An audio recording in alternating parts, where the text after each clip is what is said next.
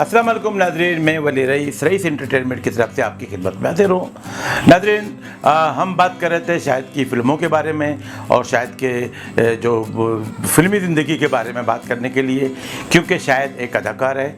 हमें चाहिए कि हम सिर्फ शाहिद की अदाकारी से वास्ता रखें, उसी के बारे में बात करें। उसकी निजी ज़िंदगी में घुसने की हमें कोई ज़रूरत नहीं है।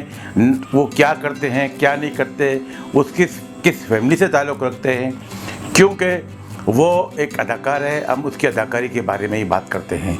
तो नाज़रीन, अगले साल 1972 में जो शाहिद की फ़िल्में रिलीज़ हुई है 11, उसमें 5 पंजाबी फ़िल्में थी और 6 उर्दू फ़िल्में। अब आप इस बात से अंदाज़ा कर लें कि शाहिद जैसे इंटर हुए तो वो अपने कामों में मगन थे, बाकी अखबारात में उसको उभारने के लिए नई नई कहानियाँ, मनगढ़ंत कहानियाँ उसकी ज़िंदगी के बारे में लिखते थे।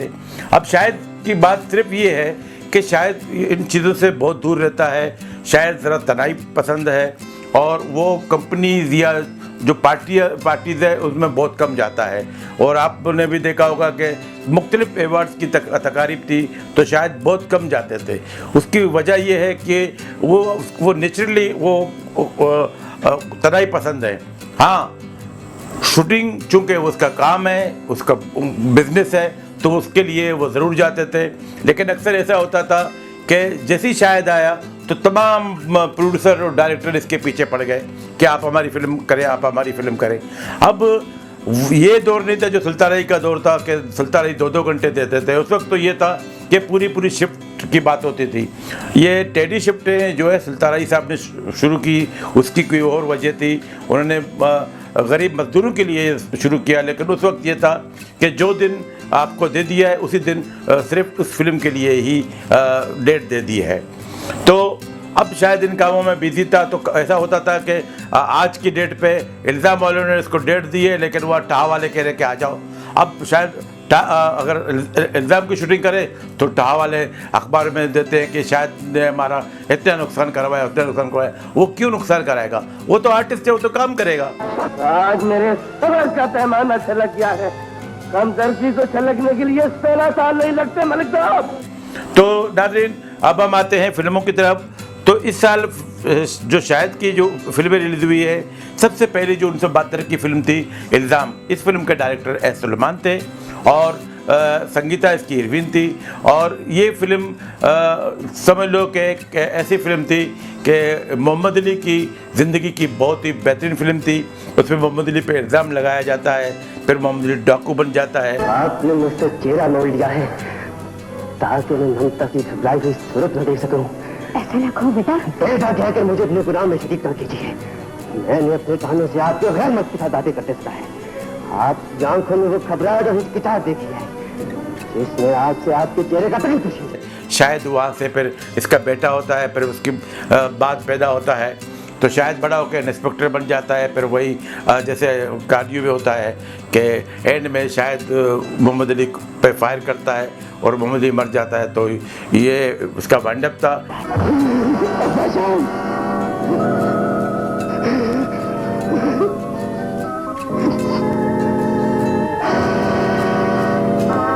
इस फिल्म के गाने सब मशहूर थे। पम पे इल्ज़ाम तो वैसे भी है, और फिर एक कवाली बहुत मशहूर थी। फिर शाहिद और संगीता का एक बात कहूँ, सारे गाने इसके मशहूर थे। फिल्म भी बहुत अच्छी थी। एक बात कहूँ ना दिल का राज कहूँ। उसके बाद एक फिल्म आई मैं अकेला। इस फिल्म के डायरेक्टर असद बुखारी खुद ही थे, प्रोड्यूसर भी थे। उन्होंने सारी फिल्म अपने ऊपर रखी, लेकिन चूँकि शायद आ गया था तो उन्होंने अपनी फिल्मों में फिल्म की कास्ट बढ़ाने के लिए शाहिद को भी कास्ट किया।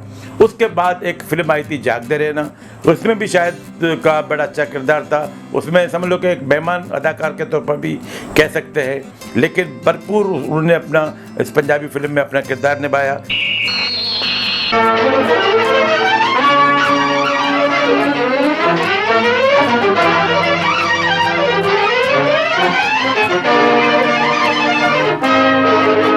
उसके बाद हसन अस्करी की फिल्म आई गैरत ते कानून।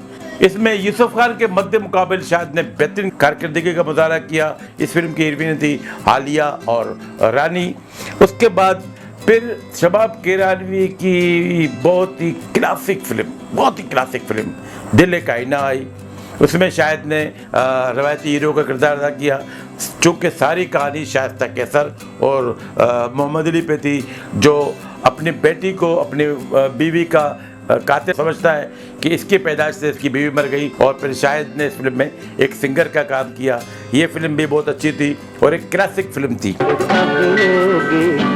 तुझसे गुफ्तगू मुझको तेरी तलाश है। इसके बाद हम आते हैं ज़फ़र शबाब की फिल्म मैं भी तो इंसानों की तरफ। मैं भी तो इंसानों एक बहुत अच्छी फिल्म थी।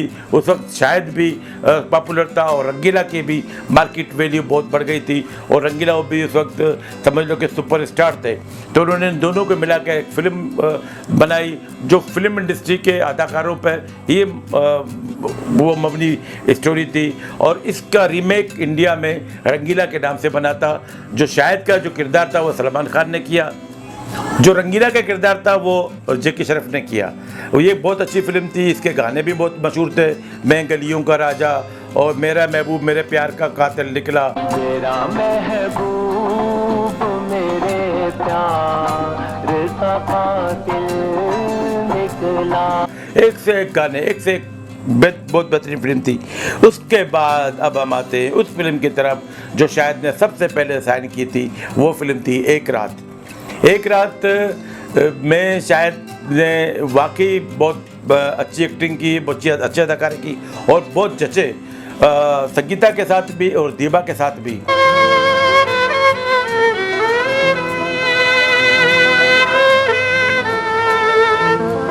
बंद क्यों कर दिया? कितना सोच है तुम्हारे सुरों में। जी कौन है आप? मेरा नाम फौजिया है और तुम्हारा नाम अख्तर है ना? जी नहीं, आपको गलतफहमी हुई होगी। हालांकि बहुत वो एक मशहूर गाना है, एक बार चले आओ फिर आके चले जाना। उसमें डायरेक्टर ने शायद को बहुत कम फ्रेम में रखा और ज़्यादातर उन्होंने फ्रेम रखा था दीबा के ऊपर कि पता नहीं शायद वो परफॉर्मेंस दे सकता है या नहीं दे सकता, लेकिन शायद ने वो अदाकारी भी की और उस गाने को बहुत अच्छे तरीके से शायद ने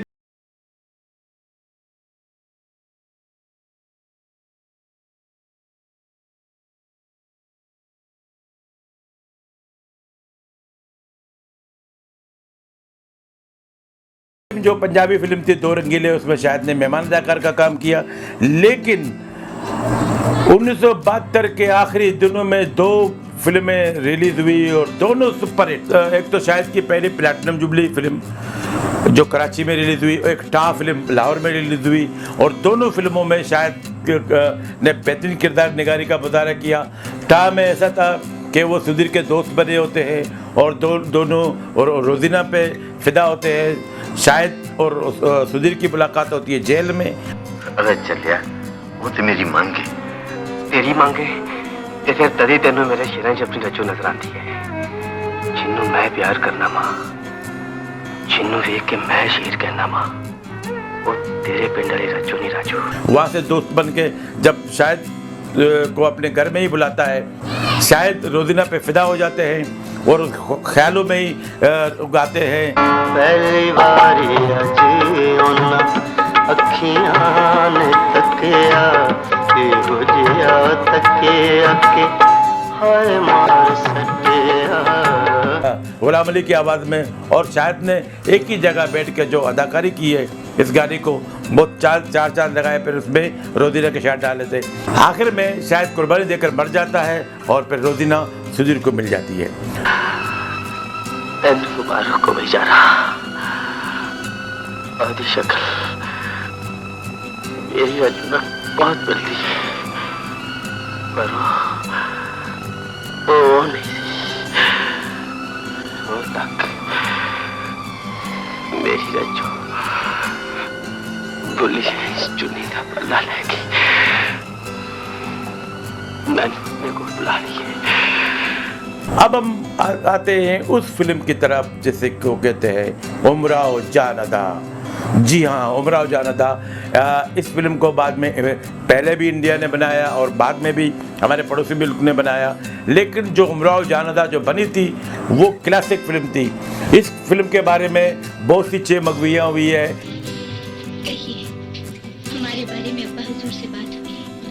हाँ, मगर उन्होंने शादी को तस्लीम करने से इनकार कर दिया है और हम सब कुछ छोड़कर आपके पास चले आए हैं। सब कुछ छोड़ा है तो इसका मतलब है कि अब हमें एक गरीब आदमी की बीवी बनकर जिंदगी गुजारनी पड़ेगी। उस हवेली में बेगम बनकर रहने का जो ख्वाब हमने देखा था वो कभी पूरा ना होगा। हमने अपने कामों पर यकीन नहीं रहा। शंका तुम्हें सलीम, हमने एक नवाब से शादी की थी, किसी मुखलिस और बल्लाश आदमी से नहीं। इस फिल्म को अवार्ड से क्यों महरूम रखा गया? इस फिल्म के मद्दे मुकाबले एक फिल्म आई थी एहसास। वो चलो एक अच्छी फिल्म थी, लेकिन वो इतनी क्लासिक फिल्म नहीं थी कि उसको सारे अवार्ड उसको दिए जाए और उसके रानी के साथ नाइंसाफ़ी की जाए। और यकीन कर ले, अब पिछले दिनों मैंने फिल्मी रिकॉर्ड में देखा कि इस फिल्म के बारे में उस इदारे ने, जिसको हम बड़ा मोतबर समझते थे मैं ये कह रहा हूँ कि, लेकिन उस जरीदे में, उस अखबार में भी इस फिल्म के बारे में ऐसी बातें लिखी गई हैं जो मैं यहाँ पे शेयर नहीं कर सकता।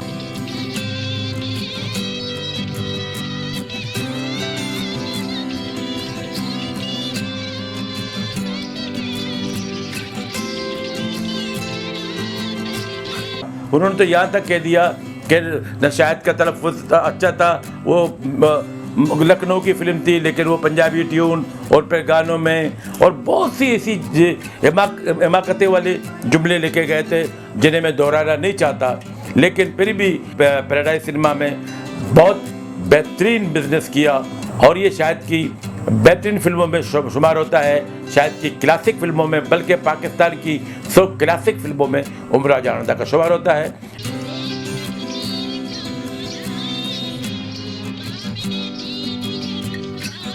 नाज़रीन, उमराव जान अदा के साथ ही वली रईस को इजाज़त दीजिए। तो हम नेक्स्ट जो प्रोग्राम करेंगे वो 1973 की शायद की फिल्में हैं और इत्तेफाक की बात है 1973 में एक बार फिर शायद की 12 ही फिल्में रिलीज हुई हैं। बेटी, क्या तुम एक तवाइफ की खातिर हम सब कुछ छोड़कर चले जाओगे? नवाब साहब, शेर भी सुन लीजिए, हमने कोठे पर उमराव जैसी शरीफजादी भी देखी है और शरीफों की हवेलियों में तवाइफ भी मौजूद पाई है। अगर गवाही की जरूरत पेश आए तो फरदाना से पूछ लीजिएगा। सलीम।